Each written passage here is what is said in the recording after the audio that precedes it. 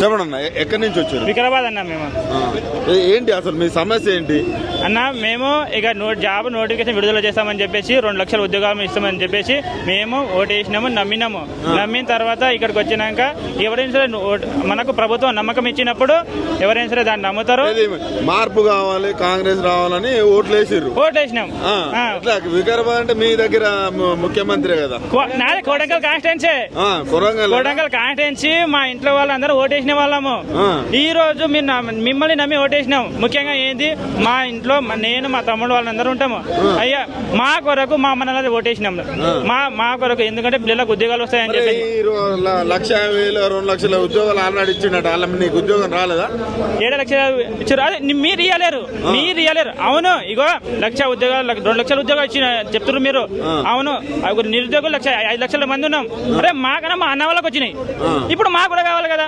అరే మీకెందుకు రావాలి? ప్రశ్నించేటోడికే నీకెందుకు రాలేదంటే ప్రశ్నించేటోడు ఏరుకోవాలి. మరి ఎవరు ప్రశ్నించొద్దు. అట్లయితే మీరు చెప్పిన దాని ప్రకారం 1 లక్ష 2 లక్షలు వచ్చినాయంటే మాకన్నా ముందు చదివే వాళ్ళకి వచ్చినాయి కదా, వాళ్ళకి వచ్చినాయి.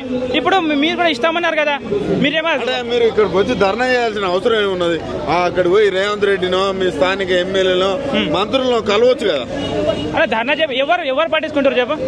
అసలు ఎవరు పట్టించుకోవట్లేదు. ఇక్కడికి వచ్చి ధర్నా చేస్తేనే పట్టించుకోవట్లేదు. అక్కడికి వెళ్ళి పట్టించుకుంటే ఎవరు పట్టించుకుంటారు చెప్పనా? ఎవరిని అడుగుమంటారు? అక్కడికి వెళ్ళి కాన్స్టిట్యూన్సీలోకి వెళ్ళి ఎవరిని అడగాలి? స్థానిక ఎమ్మెల్యే అయితే ఏం చెప్పాలి చెప్పు? సరే, మీ విద్యార్థులు ఏదైతే మీ నిరుద్యోగులు ఈ 18 నెలల పాలన చూసారు, కాంగ్రెస్ పరిపాలన ఎట్లా ఉంది? మళ్ళా అధికారంలో వద్దు నాయన, వద్దు. ఈ కాంగ్రెస్ పరిపాలన వద్దు, ఏం వద్దు.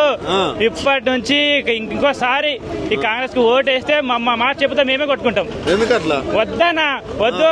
ఆ తర్వాత మా బతికేదో మేము బతుకుతున్నాం ఇక. కానీ మళ్ళీ మీ నియోజకవర్గం సీఎంఏ కదా, మరి ఘోరంగా మాట్లాడుతున్నావు, వద్దు అంటున్నావు. అంత బాధ ఏమైంది నీకు? అరే అన్న, ఇగో వీడికి వచ్చి హాస్టల్ ఫీజులు, మా ఖర్చులు, మా బట్టలు, మేము ఏం చేయాలి? మా ఏజ్ అయిపోతుంది. మా ఇంట్లో వాళ్ళ ఇంట్లో పరిస్థితి బాగాలేదనా? మా అమ్మకు మా నాన్నకు అసలు చేత కావట్లేదు వర్క్ చేయడానికి. అసలు ఏం చేయాలి తల్లి? మేము పని చేసుకోవాలన్నా, నువ్వు జాబ్ చేసుకుంటావా లేదా అని చెప్పేసి ఇంటికి పోయి నా సంవత్సరం అయిందనా. ఇంకేం బాధ ఎవరికి చెప్పాలి చెప్పు?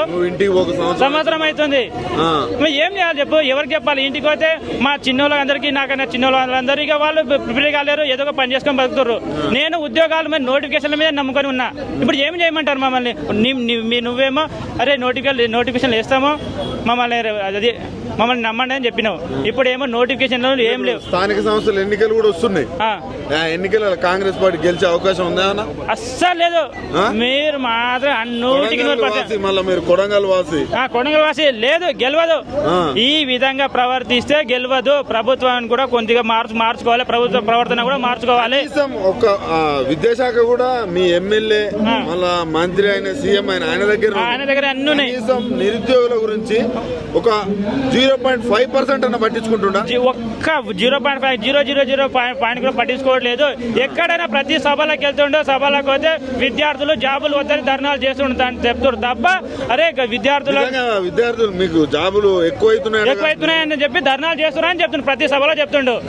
అసలు ఇలాంటి అబద్ధపు మాటలు ఎందుకు చెప్తాడో ఏమో అసలు నాకు అర్థం కాదు. అదే నువ్వు ఒక రాష్ట్రానికే హెడ్ ముఖ్యమంత్రివి, మీరే అబద్ధపు మాటలు మాట్లాడితే మేమేం చేయాలి చెప్పండి? అట్లా మాట్లాడితే ఎట్లా చూడాలి? అసలు మీకు ఉద్యోగాలే వద్దన్నట్టు మాట్లాడుతున్నాడు. అసలు ధర్నాలు కూడా చేసేది వాళ్ళు ఉద్యోగాలు వద్దనే అని చెప్తూ ఉన్నాడు. ఏం మిమ్మల్ని దించడమే మా పని పెట్టుకుంటాం. ఇప్పుడు ఇట్లా చూడడం కాదు, అసలు ఆ స్థానంలో మిమ్మల్ని చూడొద్దు అంతే. ఇక అక్కడ నుంచి దించడమే పెద్ద పని పెట్టుకోవాలి తప్ప అక్కడ నుంచి చూడొద్దు ఇక. ఓకే.